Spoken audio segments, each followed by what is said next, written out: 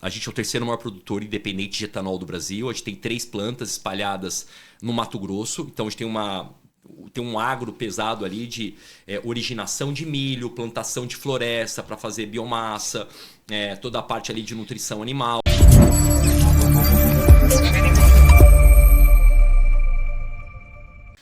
Sejam muito bem-vindos para mais um Findcast, mais um episódio do Findcast aqui. Eu estou lisonjeado de poder hostear e tentar fazer frente ao nosso grande host aqui de sempre, Philipp Heisinger, o austríaco mais lorde que a gente conhece.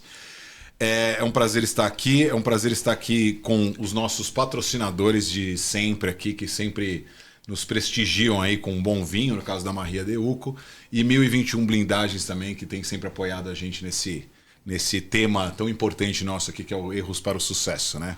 Da Find.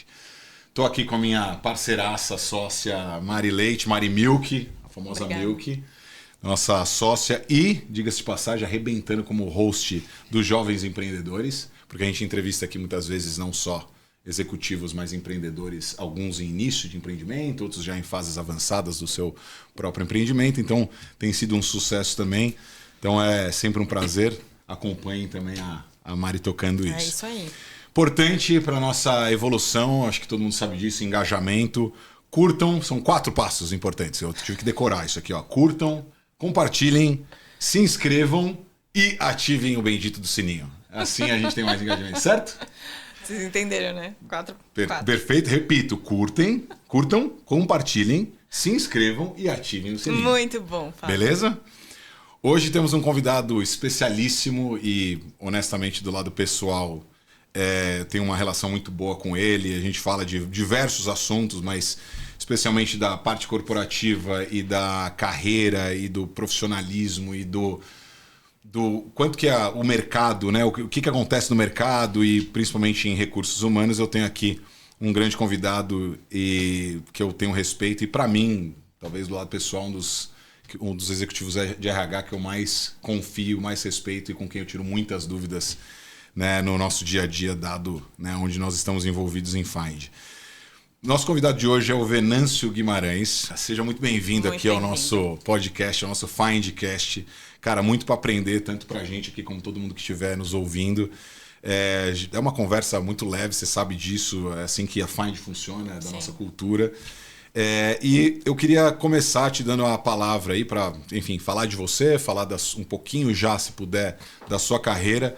E já vou fazer uma provocação de início aí, que é saber que sua carreira não é muito aquela carreira linear, aquela carreira óbvia, né? Quer dizer, você teve algumas rupturas importantes e algumas evoluções, aliás, diga-se de passagem, né? A gente conversou isso antes também.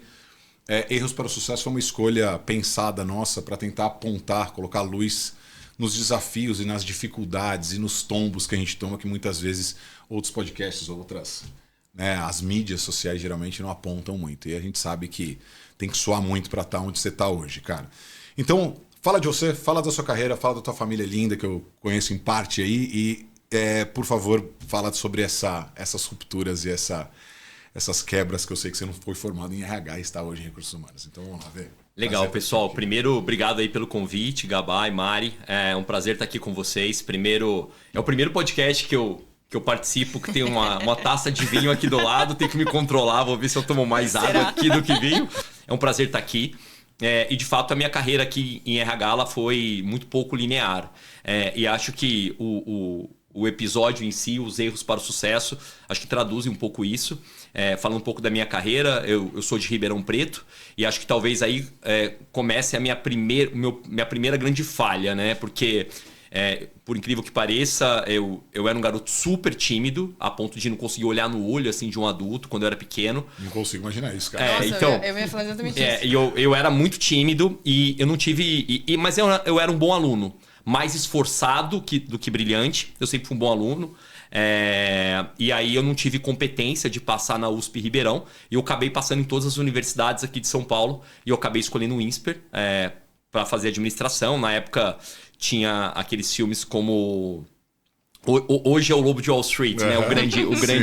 O grande filme, mas na época tinha Wall Street mesmo. Exatamente, com o Charlie Sheen, Michael Douglas, etc. Eu adorava mercado financeiro. E eu acabei escolhendo o INSPER porque era IBMEC ainda, né? Na época era IBMEC. E eu acabei escolhendo o INSPER porque era a faculdade mais financeira de todas. Sim, sem dúvida. Acabei indo para bancos, na época no programa de trainee do Unibanco. E no programa de trainee do Unibanco você podia escolher sua área final. Então você passava por Private Banking, Asset Management, áreas internacionais, Investment Banking. E eu fui o terceiro trainee, acho que de 70 ou 80 dos últimos 7 anos, na época que acabei escolhendo o RH. Parte porque eu tinha um professor ali no INSPER, que ele era ex-diretor de RH do Itaú, e ele era meio que um grande mentor de todos os alunos, e todo mundo admirava muito ele, mal sabia o que era RH na época. E aí o time, até é engraçado que o time de RH na época falava, cara, não, mas espera um pouquinho, decide no final, não escolhe RH ainda não. Então Eles mesmos falavam. E eu acabei escolhendo RH. E eu acabei tendo algum sucesso ali no Unibanco na época. Na faculdade eu fui perdendo um pouco a timidez. Veio a fusão do Itaú Unibanco, tive a oportunidade de fazer... Você estava lá no meio da fusão? No meio da fusão. Legal. E eu tive a oportunidade de participar da cocriação dos produtos de RH do novo banco Itaú Unibanco. Então eu olharia o que era melhor do Itaú, melhor do Unibanco, e meio que escolheria o que seria melhor, obviamente com um time gigante de pessoas ali fazendo acontecer. Super jovem. A gente pode interromper, sempre, né? Sempre. A gente pode interromper. Sempre. Eu já fico curioso com isso, cara, assim, dá um double click nessa parte aí, cara. Por que você foi... Ainda não entendi por que RH, cara, lá na hora, sendo que ainda as pessoas falavam, cara, não. Parece até meus pais falando assim, não inventa de ser médico igual a gente, cara. Vai buscar mercado corporativo e tal. Por que você mesmo assim foi teimoso e escolheu o RH? Eu acho que, assim, durante a faculdade, e isso foi um pouco até de, entre aspas, sorte, tá? Mas durante a faculdade, eu era muito envolvido nas entidades acadêmicas ali. Atlética, eu jogava pela faculdade, diretório acadêmico, no caso basquete. Futebol eu nunca tive muita habilidade. Apesar de eu gostar bastante, a habilidade não ajudava muito. Jogava mais handball, basquete. E aí eu acabei, de certa forma, sempre estando muito envolvido nas universidades, economia, todos os jogos universitários. E quase que eu entrei no mundo corporativo, mas não queria sair muito da faculdade. E eu sabia que como RH eu poderia fazer um pouco isso. E de fato eu fiz. Cuidei de programa de estágio, programa de trainee, programa de MBA internacional. Então, oportunidade de visitar várias universidades do mundo, Harvard, Stanford, MIT, Berkeley. E você tá em contato o tempo todo com as melhores mentes brasileiras e internacionais. Achava, então, na época que o RH era a porta de entrada para todas essas opções, te abriria um leque de opções que as outras... Exatamente. Entendi, e eu sempre gostei, assim, de... É meio clássico, né? Mas eu sempre gostei de estar com pessoas, lidar com pessoas, apesar de muito tímido, porque, enquanto pequeno. Então, de fato, assim, foi um movimento interessante para ir para esse lugar. Então, eu meio que não queria meio que largar o osso da minha juventude naquele momento. Perfeito. E acabei que deu... Fez bem, acho que fez bem, faz sentido. E eu gostei muito desse movimento porque enquanto você está na área ali de RH, você consegue navegar na companhia como um todo. Você consegue... Acessa todo mundo. Acessa todo mundo. Do presidente ao estagiário, sem demérito ou mérito nenhum, a hierarquia. Mas eu conseguia navegar muito ali na empresa como um todo. Na época, no Unibanco, o Pedro Moreira Salles, que era o CEO e hoje conselheiro do Itaú Unibanco, ele valorizava muito o tema de pessoas. Então, eu fui incentivado muito a isso. Então, ele era um cara que ele pessoalmente ia para os Estados Unidos recrutar os alunos para vir trabalhar no Brasil. O atual VP de RH do Itaú Unibanco, ele foi recrutado do INSEAD para trabalhar no Itaú Unibanco. Então, de fato, o tema pessoas era um tema estratégico para o Unibanco naquele momento. Hoje para as organizações, mas a gente está falando de 2006 isso. Ou seja, para poucos players o RH era tão importante. Né? Exatamente.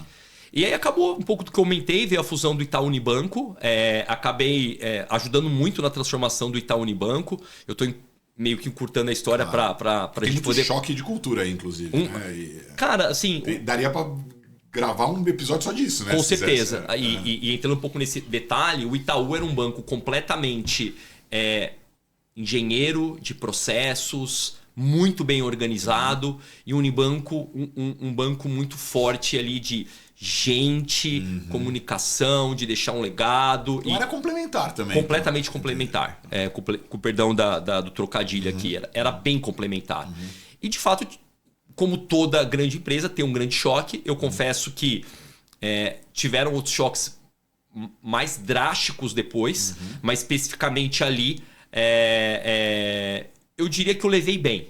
Eu sabia que era uma somatória que 1 mais 1 era maior que 2. E provavelmente você tá falando que eu levei bem, muita gente não deve ter levado, né? Muito, porque era muito diferente, assim, o dia a dia da empresa. Porque mais do que ser diferente, você ser resiliente, poder mudar e etc., acho que tinha uma questão ali quase que de defesa da própria cadeira. Então a pessoa que está quase sendo promovida, opa, segura aí. Sim. A pessoa que está quase recebendo mérito, opa, segura aí. Então você acaba tendo uma latência maior ali de tempo, que as coisas demoram mais para acontecer. Então, de fato, ali foi muito difícil. O choque para mim também foi, tá? Sim. Mas eu acho que talvez eu tenha levado melhor que a maioria das pessoas. E eu acho que esse é um pouco do segredo, assim, eu acho que até da minha carreira, assim, e que eu falei algumas outras vezes, eu nunca fui o melhor em nada. Eu, de fato, eu nunca fui o golden boy, o mais brilhante. Eu nunca fui o quarterback do futebol americano. Eu nunca fui o camisa 10 do futebol. Mas eu era muito esforçado. Eu era aquele cara que chegava mais cedo, saía mais tarde. Aquele cara que estudava muito. Se é pra fazer, vamos fazer. O que o americano chama meio de grit, né? Que é a nossa resiliência, etc. A gente ter gana, raça. Era um pouco do que eu sempre fui. E sou assim até hoje. Você nasceu assim, cara? Teve alguma coisa base familiar pra você ser assim, tão obstinado? Da onde vem isso? Cara, eu não tenho formação em psicologia, mas depois de conversar com muito psicóloga, minha esposa é psicóloga, eu sou o filho mais velho. Você se colocava essa obrigação de ser de 3 irmãos e minhas 2 mais novas interna. São irmãs. E naquela época, pensa, meu pai, interior de São Paulo, sim. De alguma forma, você tem que cuidar das suas irmãs, você tem que fazer isso. Então eu tinha uma cobrança minha natural. E tinha uma cobrança, não uma cobrança, mas um pedido dos meus pais de você precisa estar perto, você precisa estar junto, você precisa fazer isso, você precisa fazer aquilo. O ar seu era mais rarefeito, cara. É isso. E aí te forçou a isso, eu entendi. E te forçou e você tinha já esse chip dentro de você já. Eu acredito muito assim, cara, que honestamente a gente nasce com um chip 10% preenchido. Os outros 90% vem com o tempo, com quem você interage, com seus amigos, com quem você conversa, então com tudo isso. Então, de fato, talvez eu tenha um pouco... Por exemplo, eu era muito tímido, talvez se eu não saísse de Ribeirão, talvez eu não teria sido o que eu sou. E para isso, assim, né, muita gente falando até um pouco de erros para o sucesso, muita gente fala, não, porque errar é bom. Cara, errar é horrível. Não vem falar que errar Não vem com essa de que errar é bom. Não vem falar que errar é bom. Errar é horrível. Dói pra caramba errar. Dói te muito. Te dá casca, dá, mas antes disso dá uma sofrida ali, Exato. né? É horrível errar. Mas se você levar aprendizado do erro, obviamente você sai do outro lado. Exato. Mas eu diria que os aprendizados vieram muito mais pra mim nos tombos do que nos pódios. Mas, de fato, não é legal errar. Não é legal errar. Pô, que legal, puta. Tava no comitê executivo da empresa, cara. Uma besteira fiz uma baita besteira. Puta, que legal. Não, é horrível. Que bom, vou aprender agora. Mas você aprende. Eu prefiro. Eu brinco com o meu time que eu prefiro errar, eu prefiro aprender com o erro dos outros. Falar, pô, legal, o cara errou, vamos aprender aqui. Mas óbvio que você tira muito aprendizado dos erros. Isso é legal. Agora você tá falando uma coisa que não sei o quanto que foi falado em outros episódios isso, cara. Porque a gente fala sempre dos erros da pessoa que está sendo entrevistada, né? Sim. Mas também as pessoas deveriam observar os erros dos outros, né, cara? Porque eu tive a vantagem, fazendo um paralelo contigo, eu também sou em 3 irmãos, são 3 homens, eu sou do meio. E eu brinco direto com o meu irmão mais velho, ele quase criou, ele limpou, sabe o carro da Fórmula 1 que vai limpando a sujeira? E eu vou, nossa, o cara errou ali a curva, ele errou ali a curva. E o bicho errou pra caramba, essa é a grande verdade. Ele mesmo reconhece isso, mas eu aprendi muito por conta dele.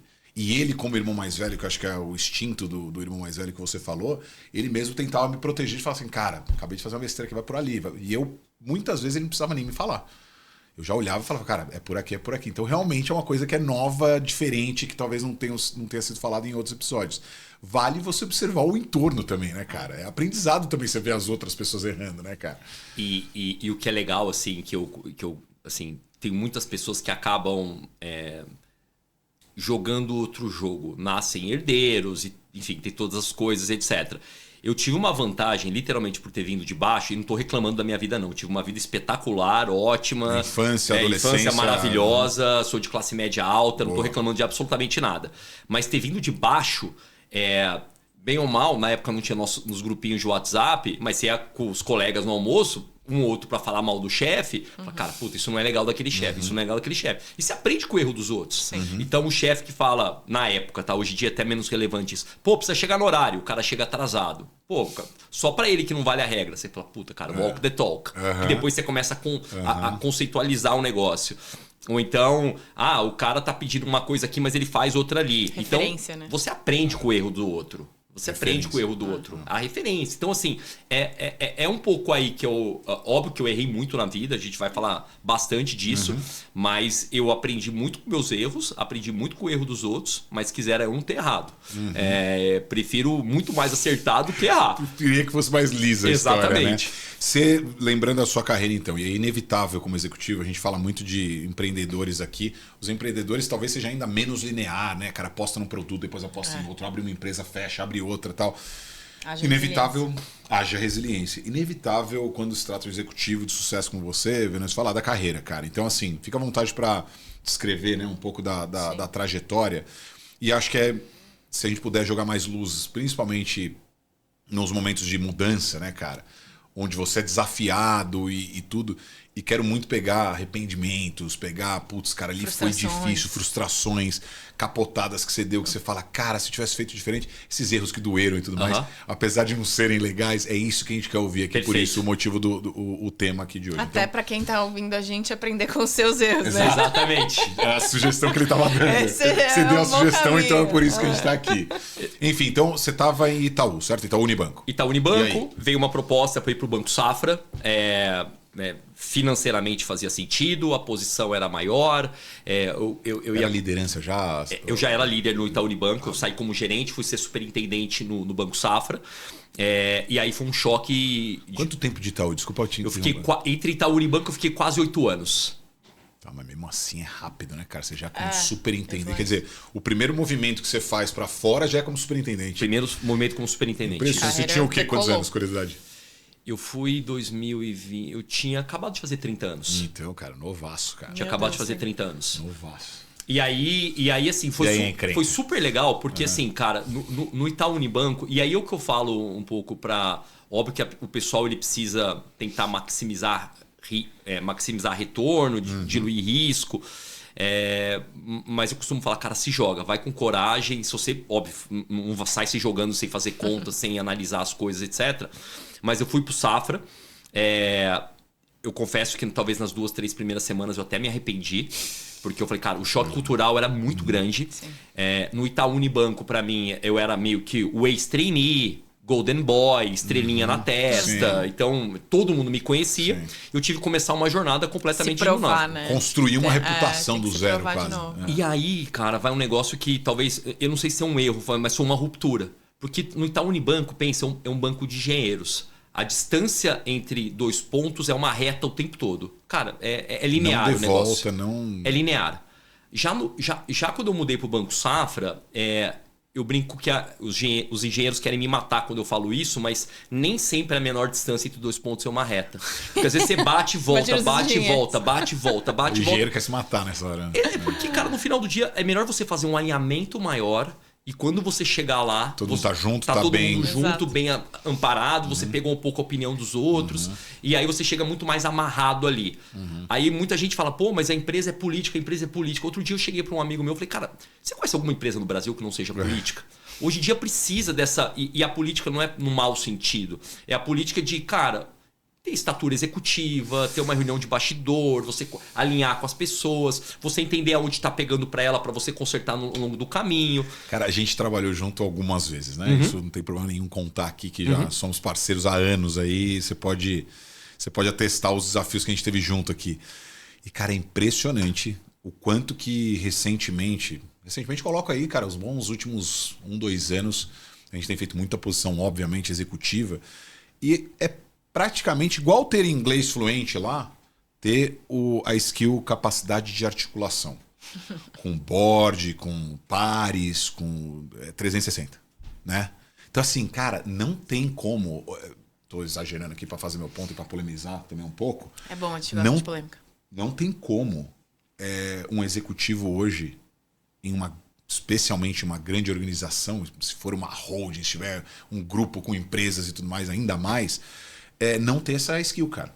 Ah, o cara é bom pra caramba em falar um pouco da nossa praia aqui, tecnologia. Ótimo, cara. Você é ótimo em tecnologia, beleza, conhece os bits e bytes e tudo mais. O cara vai lá, cria. A gente escutou, eu tô falando de história real, tá? O cara foi lá, criou um puta produto e tal. Cara, isso aqui vai bombar no mercado. Chega um dos acionistas e falou: não quero. O cara, como assim? O negócio vai dar dinheiro? Não sei o que lá. Não, mas lógico que a agenda do acionista nem sempre é a mesma do executivo ali. E ele não sabia que aquilo feria, de certa forma, algum outro produto que o acionista ia lançar, algum outro interesse que o acionista tinha. O cara se frustrou e não. Então, assim, ele tinha que ter costurado antes de investir tempo com equipe, com projeto e dinheiro mesmo. E, assim, isso foi praticamente o fim pro cara. Então, assim, não adianta você ter ótimas ideias, ótimas iniciativas, ser um gênio na parte técnica do que quer que seja que você vai fazer, se você não conseguir costurar com os principais decisores. E para isso você precisa saber jogar um pouco do jogo, né, do corp aí, né? Mas aí, engraçado, quando você comentou isso, eu concordo gênero no migral com você, mas eu vou adicionar um ponto. Quando você começou a falar, tem uma segunda característica que eu acho que faltou nesse caso, que é o além do costurar. E aí eu vou usar até uma metáfora que eu não vou citar o nome, não vou citar o nome do executivo, porque não pedi autorização dele, mas tem um professor do INSEAD, um português, que ele vai no comitê executivo, ele mostra a figura de um gato branco. Aí pergunta, o que é isso? É um gato branco. Gato branco, gato branco. Não. Isso não é um gato branco. Isso é a figura de um gato branco. O gato branco você precisa ir lá, botar a mão nele, saber se ele é peludo, fazer isso, aquilo. Verdade. Tem muita gente, e aí, olhando um pouco até pro lado do RH, cara, que quer fazer... RH quer fazer gente do escritório. E, cara, não é. A Gemba não acontece no escritório, a Gemba acontece na ponta. Perfeito. Você precisa ver o que está acontecendo ali. No nosso caso, ali na biomassa, na nutrição animal. Falar da realidade atual. Cara, nossa realidade, a gente hoje tem... a gente é o terceiro maior produtor independente de etanol do Brasil. A gente tem 3 plantas espalhadas no Mato Grosso. Então, a gente tem um agro pesado ali de originação de milho, plantação de floresta para fazer biomassa, toda a parte ali de nutrição animal. Então, assim, não adianta eu estar... Executivo de RH falando aqui, hein? Quem pegar esse trecho vai falar, esse cara é de RH? Não, ele é do agronegócio, especialista agrônomo. E é isso, cara. Tem muita gente querendo falar de RH no PowerPoint, no Excel e etc, cara. E a vida não acontece ali no PowerPoint, a vida acontece com a pessoa. E aí é a história um pouco do gato branco. Você precisa ir lá no gato, você tem que passar a mão, saber se ele é peludo, se ele não é, se ele Acabei de descobrir que é uma lebre aqui, né? Exato, porque você estava vendo uma figura. Então, assim, sai do PowerPoint, vai pra Gemba, vai ver o que tá acontecendo, vai ver o que as pessoas estão falando. Pergunta pra ela quais são os problemas dela. E cara que tá no dia a dia ali, né? E quando perguntar quais os problemas, não é o problema de gente. Quais são os seus maiores desafios hoje? Ela vai trazer os maiores desafios e aí você vai conectar os desafios de gente. É aí que você consegue se diferenciar no mercado e você conseguir ser um parceiro estratégico para aquela área especificamente. E eu acho que um pouco no Safra é isso, porque eu comecei a perceber que lá eu não era mais o Golden Boy. Lá eu era um cara a mais ali, que ninguém me conhecia. Eu falei, cara, me conta um pouco do seu desafio. O que você tem? E a gente começou a acelerar esse processo. Obviamente, eu fui super bem recebido no banco. Fiquei 3 anos e meio, 4 anos lá. Fizemos um monte de coisa legal. Aí até que veio uma proposta. Eu tô achando que acho que os principais erros acontecem daí depois. Vieram para eu trabalhar na DASA Diagnóstico, uma empresa de saúde, a maior empresa na época, hoje acho que ainda deve ser, mas... Da América Latina, né? A maior empresa de medicina diagnóstica da América Latina. Na época tinha 26 mil colaboradores, se eu não me engano 6, 7 bi de faturamento, cara, era bem grande. Vou falar que hoje, se não me engano, tá uns 40 mil, eu acho. Hoje deve estar com mais de 50 mil com hospitais. Contando Américas agora. Então, assim, tá gigante. E aí na DASA, cara, assim, eu fui parar de operações de RH, que era tudo que eu não tinha feito, porque meu chefe, na época, falou assim, cara, Venâncio, você já conhece BP, você já conhece desenvolvimento, você nunca fez operações. Tá na hora de você testar, se quiser ser o número 1 de RH. Fui ser número 1 de RH, acabei... Eu sou um cara bem analítico, eu gosto de números, gosto dessa parte, acabei... Você tem um pé na engenharia, vai? Eu tenho um pé na engenharia, eu gosto. Eu teria feito engenharia se não fosse administração. Sim. E aí acabei acelerando um monte de coisa, me fizeram um convite para cuidar da área de estratégia da companhia, veio a agenda de transformação digital. Maravilhoso, queria que você falasse isso. Se não falasse, eu ia te provocar isso. A agenda de transformação digital, eu era um zero à esquerda. Eu achava que DevOps era cargo, tipo Dev 1, Dev 2, DevOps. É engraçado a gente DevOps ouvir é o isso sênior hoje, do né? Dev. Na época, eu real achava que DevOps era um cargo. Dev 1, Dev 2, E DevOps. o cara mais top Muito dos bom. devs é o Scrum DevOps. Master, como o cara é Master, ele é o chefe de todos.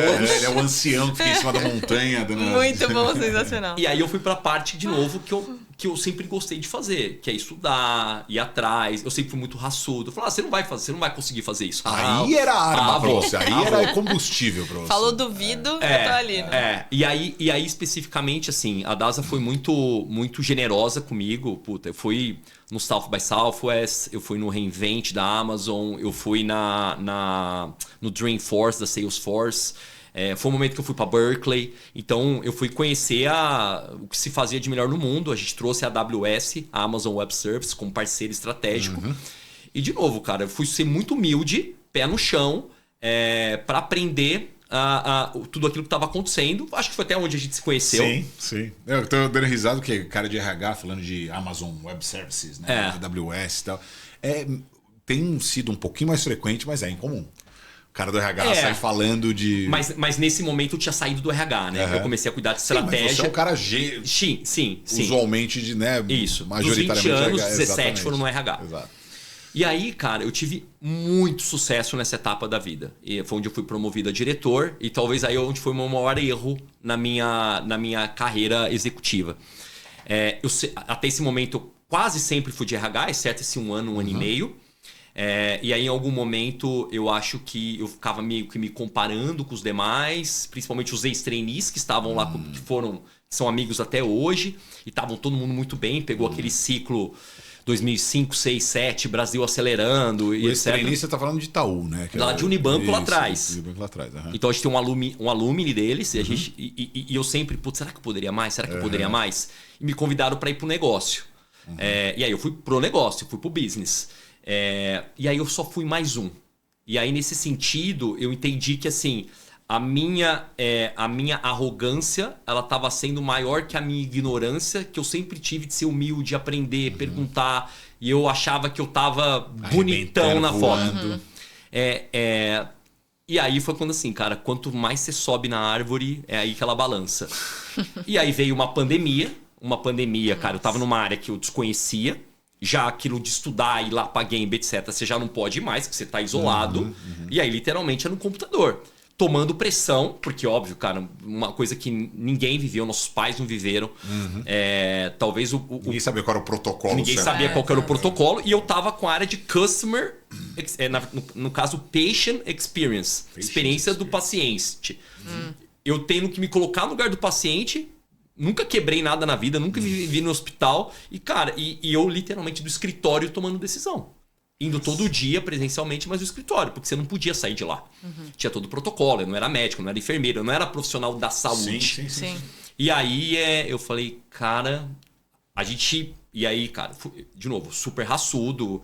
Eu lembro que às vezes eu acordava 3 horas da manhã, não conseguia dormir, eu saía pra caminhar 3 horas da manhã pra relaxar. Voltar. Porque a cabeça fica milhão, né? Milhão, assim. Eu lembro que eu trabalhei ininterruptamente 4 meses. Segunda a segunda, minha esposa grávida. Assim, literalmente uma agenda de guerra. O Rafael ou a Marina é mais velho? O Rafael é mais velho. Quantos anos eles estão? O Rafael tá com 8 e a Marina tá com 5. Então... pandemia... Na verdade, a minha esposa estava grávida da Marina. Da Marina, exato. Ela tá com 5, exatamente. Exato. 5 anos atrás, 2020, isso aí. E assim, eu lembro que eu chegava em casa... Eu sou a pessoa talvez mais desencanada de doença do mundo, assim. E a minha esposa já é a mais encanada do mundo. É sempre assim. Esses casais, eles estão sempre juntos. E aí, assim, era loucura. Eu chegava em casa... Eu me identifico contigo, cara. Eu chegava, cara... Eu morava no primeiro andar. Eu lembro que eu tinha que subir de escada. Não podia pegar elevador. Eu tinha que, literalmente, na parte de serviço, tirar a roupa. Ela vinha com lisoforme, me jogava lisoforme. Você só entra assim. Você só entra com lisoforme. E aí eu entrava, cara, ia pro banho. Não é que lisoforme eu vou... Não, agora você vai pro banho depois do lisoforme. Passava, cara, lencinho umedecido, tipo no potezinho de iogurte, assim, ó. Cara, imagina, que loucura. Um pote de iogurte, você... Aí, cara, não é possível. Eu falava, não é possível que a Covid vai me matar. Cara, e eu, felizmente, perto de mim, assim, acabei não perdendo ninguém. Então, foi tranquilo pra mim. Mas meu pai tá fazendo tratamento com câncer, então não podia vê-lo. Então, assim, foi um negócio bem drástico. E aí, eu um pouco... E aí começou a passar pela minha cabeça, assim, puta, cara, será que eu deveria ter feito esse movimento? Se eu tivesse sido... Desculpa, Vai lá. A grande verdade é que... Agora você está falando de vários problemas que você teve na pandemia e que não eram o Covid em si. Então, a pandemia, ela criou sofrimentos que vão muito além da doença Covid-19. Completamente, né, exato. Cara, quando os casais divorciaram e tudo... Enfim, cara, é um outro assunto também pesado, porque todo mundo sofreu de uma maneira ou de outra. Eu me lembro que na época da Find... Eu que tava com meus filhos e tudo mais, cara, eu falava, cara, vocês não fazem ideia que tá com filho. Eu tentando fazer negócios, você sabe como é que é o meu negócio, eu falo com cliente, falo com candidato e tal. Meu filho é de 2019, cara. Eu tava com um moleque de 1 ano de colo, assim, cara. Então eu pegava o colo, ele gritando e eu tentando falar no telefone. Então, assim, como é que você trabalha tendo que ainda atender a necessidade de um molequinho e tal? E eu lembro que eu trocava ideia com meus sócios e reclamava disso. E aí alguns sócios meus que nem tinham namorada, esposa, filho, nada, estavam sozinhos em casa, ele fala, cara, eu tô precisando disso aí que você tá vivendo, cara, eu preciso de vida. Porque eu tô aqui isolado, parece que eu tô num calabouço, cara. E ao mesmo tempo outras pessoas passando por tudo isso, somado ao fato de perderem pessoas. De perder pessoas. Então acho que exato. Cara, aí o buraco é ainda pior. Foi um marco bizarro na humanidade, cara, mas... Foi super difícil. Acho que pra todo mundo, em menor grau, outra, maior grau, cara, mas foi difícil pra todo mundo. Pra todo mundo, cara. E aí, nesse cenário, cara, assim, quando o pior tinha passado, me fizeram um convite pra voltar pra cadeira de número 1 de RH, da DASA Diagnósticos na época. Acho que, assim, parte eles viram, cara, você não tá dando certo aí, e não tava mesmo. De fato, acho que subiu um pouquinho o nariz. Sei. E, cara, eu acho que esse é o maior erro das pessoas geral, assim.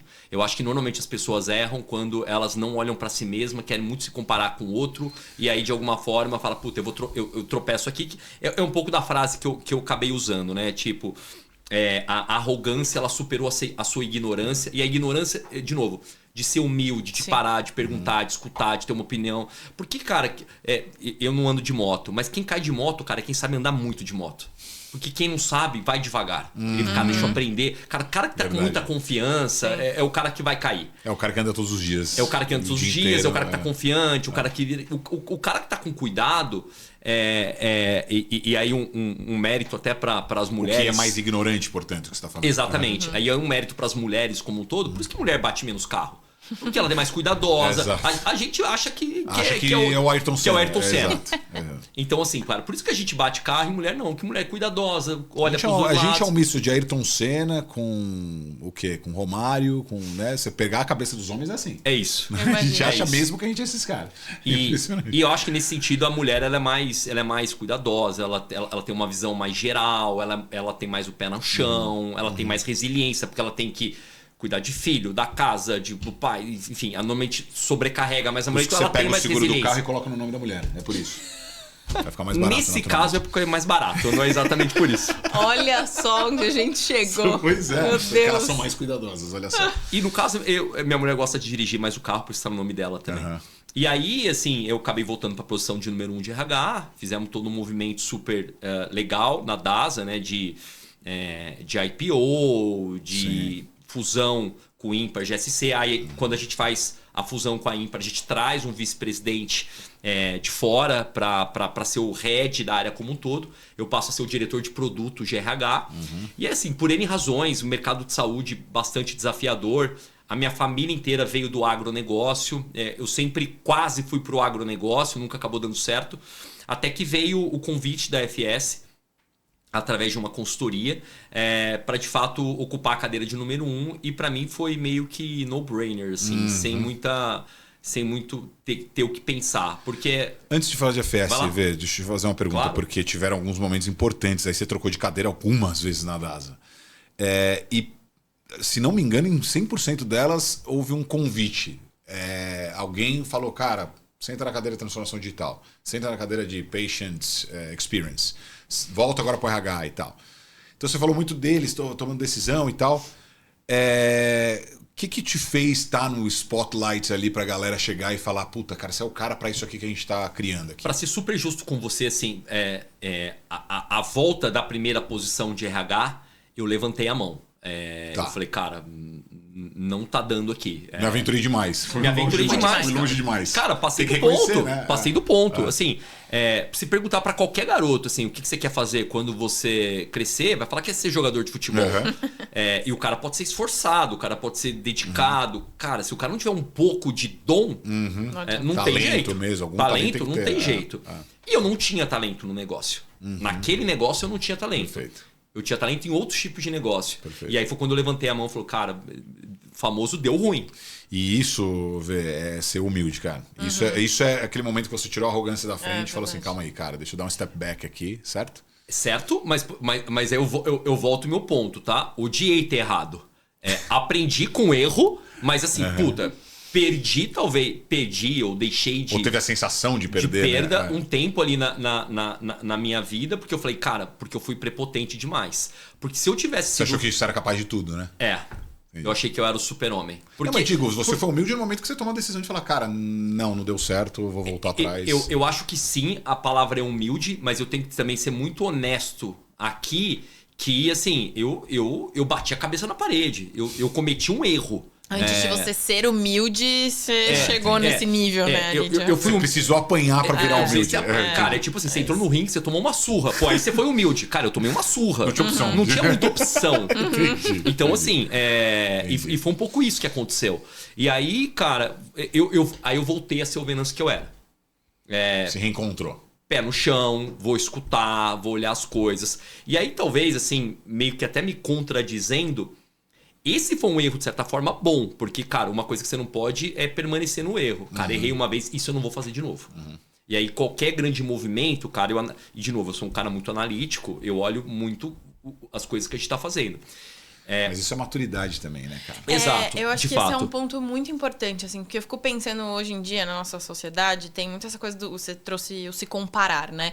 Então, hoje tem um monte de slogan, um monte de memes na internet que eu tô atrasado, mas você tá atrasado na vida, né? Atrasado por quê? Com quem que você tá competindo? Você tá atrasado Exato. comparado a quem? Atrasado é só comparando, pra você saber se tá Exatamente. atrasado. Então, eu acho que tem um momento ali, a gente até falou do quanto você subiu na carreira rápido, que eu acho que tem essa coisa da maturidade. E a maturidade, ela vem com muito tempo, né? Então, às vezes, talvez Quer dizer, essa a maturidade dele estava aceleração... atrasada frente à carreira dele. Quer dizer, a maturidade foi lá. Isso, acho a que você carreira empatou decolou. a maturidade justamente no momento que você volta atrás. Aí Exatamente. Você voltou atrás, voltou para RH, aí sua carreira estava alinhada com o que era a tua maturidade Exato, daquele acho que momento. tem um pouco disso. Muito louca a análise. Eu acho que esse é um ótimo ângulo, tá? Que vocês estão trazendo. Porque, assim, de fato, se você analisar assim, meio na floresta, a minha carreira de certa forma, puta, cara, você foi pro INSPER,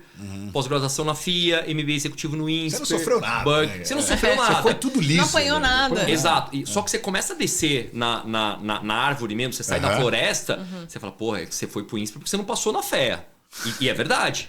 Então, na verdade, aí eu já comecei errando. Aí eu fiz um movimento de carreira porque eu tava há muito tempo na empresa, mas financeiramente fazia muito sentido. Aí quando eu fui pra lá, eu falei, puta, cara, errei. Então, é como você aprende com esses erros, que às vezes não são erros, são mudanças sim, de rota. E aí é um pouco do que eu falei do grit, resiliência, de virar, ser humilde, perguntar, escutar as pessoas, escutar de fato. Quando você perguntar, não é perguntar pra... Cara, quando você pergunta, escuta de fato. Não esteja só presente ali, olhando para a pessoa, meio que entrando por aqui, saindo por aqui. Porque nesse movimento de carreira, principalmente nesse principal que eu errei, eu fiz a minha lição de casa, eu fui perguntar. Só que eu achava que eu podia muito mais do que eu podia. E às vezes as pessoas tomam cuidado com isso e falam, cara, tudo deu certo na minha vida. Por que agora não vai dar? E aí não deu. E aí eu voltei atrás. Então, assim, fui humilde? Fui. Mas depois de tomar uma surra no ringue. Então não tinha muita opção. É quase igual o cara que tomar de 6-0, o cara sai com a cabeça abaixada. Pô, o cara foi super humilde. Não, cara, o cara tomou de 6-0. O cara não tem muito o que falar. Então não foi bem humildade. Foi até um pouco de vergonha, você quer saber? Eu entendo. E, cara, bonito de ouvir isso aí. Sim. Porque é nobre você falar algo assim. Não é todo mundo que teria essa maturidade de falar dessa maneira. E você deve conhecer o livro lá, Empresas Feitas para Vencer, né, do Jim Collins. Essa é uma bíblia dos negócios para muita gente. Eu sempre falo dessa parte, para mim é uma das partes que mais define, né? Ele fala lá sobre os níveis diferentes de líderes, né? E tem um líder nível 5, que ele comenta que é assim, cara, geralmente são pessoas mais humildes mesmo, e foram os principais líderes que levaram as empresas realmente a outros patamares, frente ao mercado como um todo. Então ele media isso pelas ações da empresa mesmo. E ao entrevistar essas pessoas, perguntava-se sobre por que nesse momento teve tanto sucesso? Tipo as perguntas que a gente está fazendo aqui, né? As entrevistas que ele fazia era assim, por que aqui você teve tanto sucesso? Aí os caras apontavam para fora, falavam, puta, cara, o mercado tava bom. E você falou há pouco aqui, você falou assim, eu fui privilegiado, você falou alguma coisa assim, a DASA foi muito boa para mim, alguma coisa assim. Então, você não falou porque eu era bom pra caramba e os caras me promoveram e me ofereceram essas oportunidades. Não, a DASA foi um privilégio estar lá, a DASA me deu presentes aí, foi muito bacana comigo e tal. Sim. Então você colocou no externo conquistas que você teve. E isso era uma característica dos líderes de nível 5 que fala lá no livro. A outra coisa é quando acontece algum problema, como aconteceu. E aí, geralmente, os líderes ruins apontam pro externo nesse caso. Então, putz, o problema de, sei lá, as ações terem caído é que meu time era ruim, o governo que estava era péssimo, a empresa criou um produto ruim e a gente não soube, né, avançar dessa forma e tal. Então, a metáfora da história é assim, o líder de nível 5, quando teve um problema, ele olhava para o espelho. Quando teve algum sucesso, ele olhava pela janela. Então, essa é a brincadeira. Então, quando tinha algum sucesso, olhava pela janela e falava, não, cara, não sou eu. O que aconteceu foi um entorno ali, tive sorte, tive, claro, competência e tudo mais, mas estava com uma equipe certa, o produto era bacana, a empresa foi legal comigo, como você acabou de falar. No problema, diz, cara, fui eu, faltei com isso, deveria ter feito dessa forma. E é muita retórica do que você está falando aqui hoje. Por isso, o respeito que nós da Find, como todo, de certa forma, a gente tem por você, por essa humildade, que não é tão comum assim, cara. Eu vou te dizer, cara, assim, eu fico lisonjeado aí pelas palavras. Você falar com algumas pessoas, vão falar, humilde nada, isso é conversa de podcast. Mas quando eu falo um pouco da humildade, eu acho que tem muito mais a ver, assim, eu acho que com os pés no chão. Eu acho que o grande segredo, assim, das pessoas, e aí eu acho que nisso eu me encaixo, eu não queria usar muito humilde, mas eu sempre fui o cara meio com a cabeça nas nuvens para sonhar e pés no chão para executar. Então, assim... Porque humilde não é ser bobo, né? É diferente. É um pouco... É aí que eu quero chegar. Eu não queria chegar nessa humilde, tipo, o coitadinho. O coitadinho, que saiu do zero. Cara, eu saí zero do zero. Eu fui super privilegiado. Eu vim de uma família classe média alta. Estudei só em colégio particular. Fui pegar transporte público em São Paulo. Bem mais adiante. Então, assim, eu sou um cara super privilegiado. Saiu lá na frente. O meu baseline era outro. De fato, assim, eu sou muito privilegiado. Agora, o meu pai, e aí eu acho que vai um pouco na linha do que você falou, de a educação começa em casa, não começa na escola. Ele sempre me ensinou a trabalhar. O trabalho enobrece, o trabalho faz isso, você tem que lutar, você tem que conquistar. Você é o filho mais velho, de 3, sendo que as outras 2 são mulheres. Então tem uma questão até de tradição ali do interior de São Paulo. Então, assim, eu tive muita sorte e privilégio, mas... Talvez vou apertar a tecla SAP aqui pro humilde para ser mais pés no chão. De vamos executar, vamos fazer bem, etc. Então foi um pouco essa carreira. Fenomenal. E aí agora na FS, empresa pioneira... Isso, te perguntar, puxando para a FS final. FS é a empresa pioneira de etanol de milho no Brasil. É uma das 100 maiores empresas do agro. Cadeira de número 1 de RH. De novo, a empresa que eu estou super feliz. Hoje eu estou com 2 anos de empresa, mas... com 6 meses, 8 meses, me fizeram um convite de assumir também a área de comunicação e responsabilidade social dentro da companhia. Estamos crescendo cada vez mais, estamos com 3 plantas, indo para 4ª planta agora, e depois para uma 5ª planta já licenciada e super animado com os desafios de cultura, liderança, transformação, people analytics, Quantas RH pessoas voltado na para o negócio. equipe, Vê? Curiosidade. Cara, a FS é uma empresa enxuta, né? Enxuta. A gente tem hoje cerca de 950 colaboradores. Só que o último resultado da companhia, a gente fez 11 bi de receita com 2,7 bi de EBITDA. Então, realmente, é um novo mundo o agro. O agro é e tá posicionado para espetacular. muita coisa que vai acontecer aí, abraçar, né? Porque Exato. Cara, fenomenal. Vê, tô pensando aqui na sua história, assim, né? E fazendo os links com a humildade, com os aprendizados e tudo mais. Você se arrepende de alguma coisa? Porque acho que você trouxe muito o lado de quando você voltou a ser uma pessoa de RH, entendeu que aquilo ali não era mais sua cadeira, mas hoje você tá aqui contando uma história super interessante de um momento super positivo, super feliz. Então, olhando pra trás, você teria feito alguma coisa de diferente? Você se arrepende de alguma coisa dos seus passos ali no meio desse caminho para chegar até aqui? Acho que sua pergunta é ótima. Eu acho que eu não me arrependo de nada, porque tudo que eu fiz, eu aprendi alguma coisa com aquilo. Então, até para ser... Ainda que tenha sido um erro. Ainda que tenha sido um erro. Assim, eu, de novo, eu acho muito ruim errar. Não vou ficar aquela conversa de brasileiro vira-lata. Pô, errar é legal. Não, errar é ruim. Mas se você tirar proveito daquilo, eu acho que você pode realmente aprender muito. É o que eu falei. Eu aprendi muito mais nas quedas do que nos pódios. Só que você também pode aprender com os outros, com o erro dos outros. Eu prefiro aprender com o erro dos outros. E de alguma forma trazer isso para mim. Então, assim, eu acho que quando você é humilde, você escuta, você tá perto, ouve as pessoas e etc., você pode aprender muito. Acho que errei muito na minha carreira.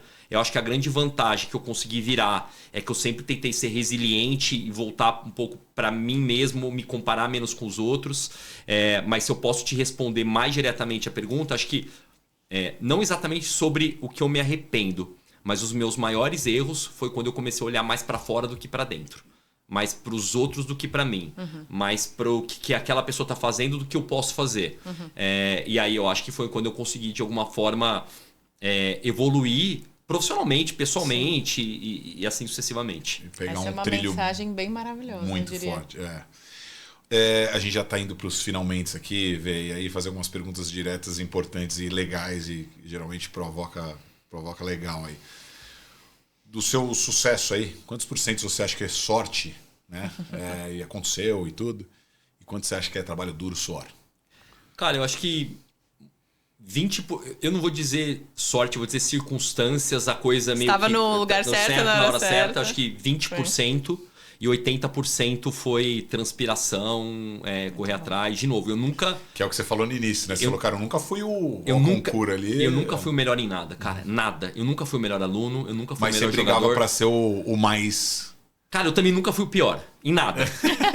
nem que eu chegasse naquele esporte ou qualquer coisa jogando pela primeira vez. Porque eu era tão esforçado que eu tirava a diferença. O esforço te compensava qualquer falta de talento. Mesmo pra ser mediano, né? Exato. Então, assim, eu acho que 80% foi transpiração e 20% inspiração, sorte, contexto e tudo mais.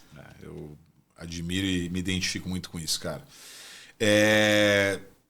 Eu não tá aqui na minha listinha, mas eu tenho uma pergunta que eu acho que é legal fazer. Se você fosse colocar um título pro livro que foi que pelo menos até hoje, né? Sua vida pessoal, profissional. Qual que seria o título do seu livro, o livro Venâncio, sua biografia, vamos colocar assim? Pô, essa não tá... tricky, essa é tricky. Um título pro livro, eu acho que é... Espero que dê pra editar depois o podcast aqui, mas... Cara, eu acho que seria um pouco disso de... Nunca fui melhor em nada, mas sempre me esforcei em tudo. Alguma coisa nessa linha. Fenomenal. Gostei. Fenomenal. Eu compraria esse livro. Compraria? Esse livro, Eu compraria esse livro. Venderia. Eu acho que venderia. Nunca fui o melhor em nada, mas sempre conquistei com muito esforço, algo nesse sentido. Muito legal.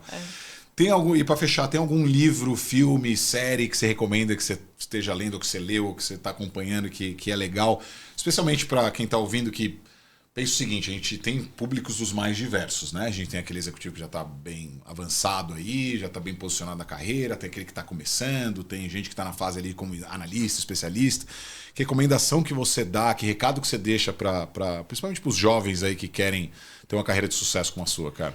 Cara, assim, alguns livros que eu recomendaria. Eu sou um leitor bem voraz, tá? Eu gosto bastante de livro. Legal. Então vou deixar Tem que alguns. trocar, tem alguns aí, cara. Eu diria que O Lado Difícil das Situações Difíceis, do Ben Horowitz. É um livro bem de empreendedorismo. Lado difícil. O Lado Difícil das Situações Difíceis. É o livro do Ben Horowitz, que é um venture capitalist do Vale do Silício. Eu diria que o Agassi, a história dele falar, cara, eu sempre odiei Você tênis. curte tênis também, né? Gosto, bastante. Agora com o João Fonseca voando ainda, melhor você ainda. Falou do Agassi, eu já lembrei da semana passada. O Agassi, assim, é muito bom o livro dele. E o Shoe Dog, em português, é A Marca da Vitória, que é a história da Nike, do Phil Knight, como que ele construiu a Nike. E ele foi um bom caso. Ele era um cara corredor, de corrida mesmo, corrida de rua. Ele faz um tênis para correr e de repente ele começa a pivotar, até que a Nike virou o que ela virou hoje. Uau. Eu diria esses três livros aí. Gostei muito. Eu não sou o cara que mais leio, assim, biografia, esse tipo de coisa. O primeiro eu gostei já do título já, muito legal. Também. E o segundo, imaginando como produto e como parte corp, negócios e tal, eu acho que é muito bem-vindo também. E algum recado pra galera final, assim? Quem estiver assistindo, algum recado final? Que você eu diria deixar? assim, de tentar sempre olhar pra dentro, tentar se comparar o mínimo possível. Entender que a vida é muito mais transpiração do que inspiração, é muito mais como você reage ao que acontece com você do que especificamente aquilo aconteceu com você. Estoicismo.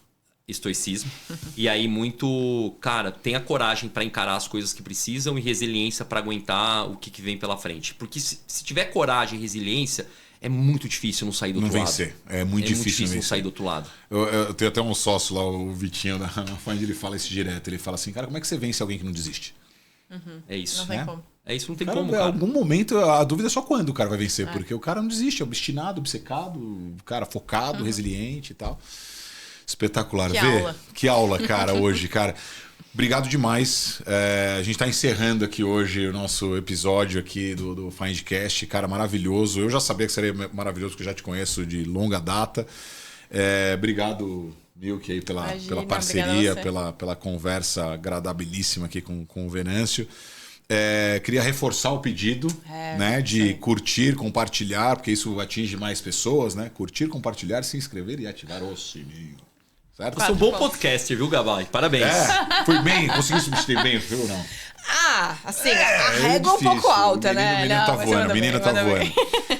Mas de verdade, obrigado, Vê. Obrigado pela disponibilidade, por vir aqui, por se prontificar, estar na frente das câmeras. Eu também tinha muito mais dificuldade do que já estou apresentando aqui hoje, então estou tentando melhorar. Mas é muito legal porque, querendo ou não, no fim, eu não sei se você sente também essa necessidade de give back, né? Mas eu acho muito legal a gente poder passar um pouco de conteúdo pra galera mesmo. As redes sociais ajudam nisso invariavelmente, mas você poder ensinar um pouco. Quem dera, né, cara? Na nossa época, quando a gente começou, poder escutar. Exato, imagina, cara. Deixa eu escutar o diretor de RH, hoje, diretor de gente aqui da FS, me contando como foi a carreira dele. Cara, se eu fosse um molecão, não sou mais, né? Tô bem longe de ser um molecão, mas se eu fosse um molecão, que eu era lá com 20 e poucos anos, pudesse aprender, escutar podcast, escutar caras feras de mercado já, e com isso já acelerar, sair lá na frente. Sim. A gente tem exemplos disso, tem uma que tá aqui, inclusive. Mas exemplos disso na Find, de uma galera jovenzíssima que acompanha esse tipo de coisa. E, cara, eu olho e falo, cara, eu não tinha esse instrumento, essas ferramentas, facilidade de informação, cara. E isso, putz, você fala, cara, é verdade. Isso que é, no final das contas, o recado que você deu tantas vezes aqui hoje, que foi aprender também com o erro dos outros, né? Então, esse é o objetivo do podcast. Cara, fenomenal, Vê. Obrigado, cara. Obrigada, Vê. Obrigado, gente, pelo convite. Obrigada, gente.